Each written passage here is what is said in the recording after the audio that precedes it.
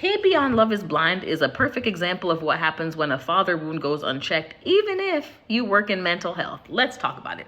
I hear everybody focusing on the fact that she's a social worker, but I think what we're not realizing is your childhood wounding can override information that you have for your profession. I know this because I'm a coach and I had my own parental wounding that I had to work through, even though I know what to tell my clients to do. Your subconscious does a hell of a job of overriding knowledge that you have, right? And KB is a perfect example.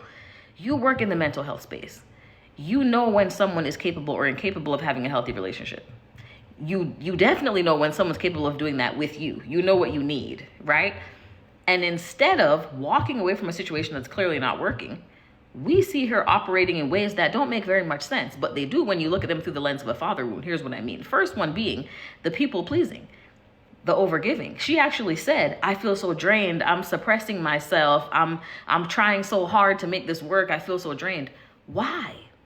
Several people left the process. You could just leave. Joe left, Blake left, Anna left. People are leaving left, right, and center. Why are you still there?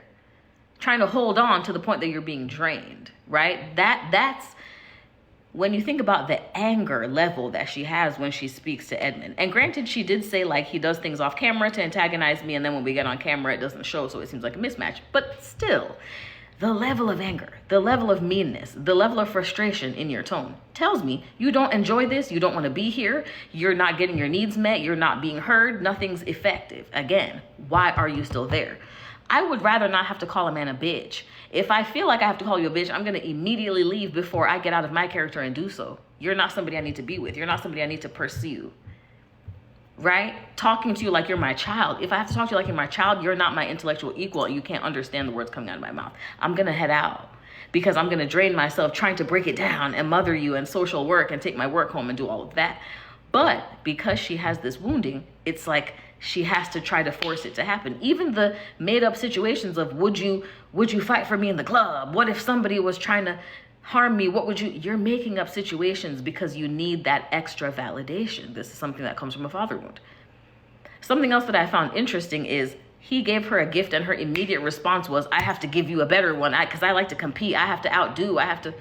Why? Why are you trying to prove your love to this man? Just receive it and sit down. So even though she's a social worker and quite a smart girl from what I can see, there's still a lot of emotional regulation and still a lot of give and take dynamics that she needs to work on, and a lot of recognizing where your needs aren't being met and moving your feet rather than fighting and drowning. So beautiful girl, beautiful gowns. I hope that she's there maybe for the clout. I don't know. It's a show. So I'm hoping maybe there's something bigger than the program that I don't know. But if not, this is wounded behavior and not something that I think we should model in the real dating world. So I would love to hear your thoughts. Drop down in the comments. Let me know. And as always, love you.